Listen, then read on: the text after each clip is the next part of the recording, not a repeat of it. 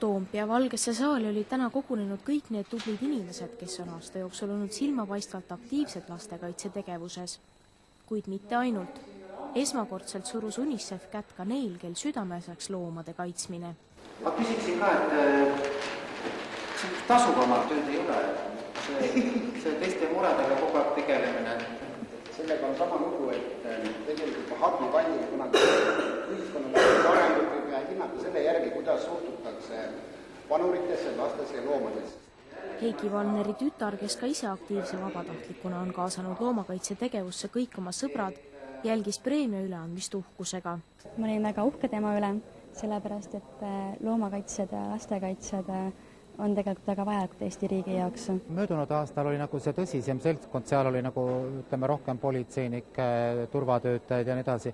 Tänavu aasta on rohkem need, kes tegelevad otseselt lastega või loomadega.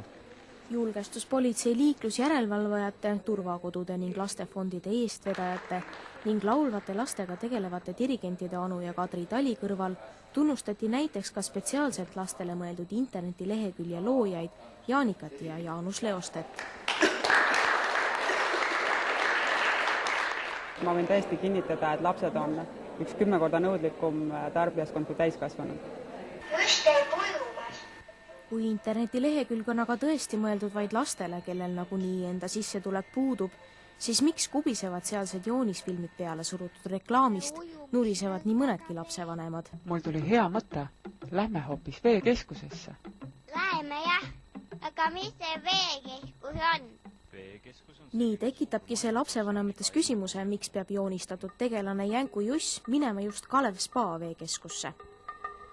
No vaat, see Kalev Spa küsimus muidugi, eks see ole, nagu meie noores demokraatlikus ühiskonnas on see, et see valikute küsimus.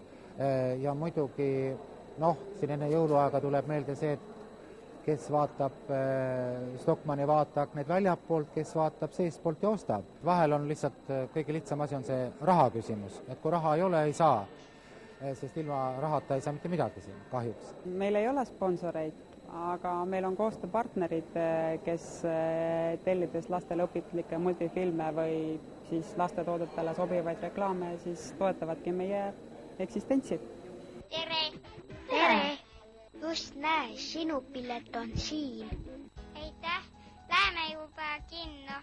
Oota, Juss, kas sa telefoni juba panid vaikseks? Nii on tegelikult ka Toomas Palu arvamusel, et lapsi võiks liigsest reklaamist siiski säästa. Ka muide mujal maailmas lastefilme eriti ei poolitata ja ei näidata seal vahel kommertsreklaami ka mitte lastele. Et see on nagu eetika küsimus.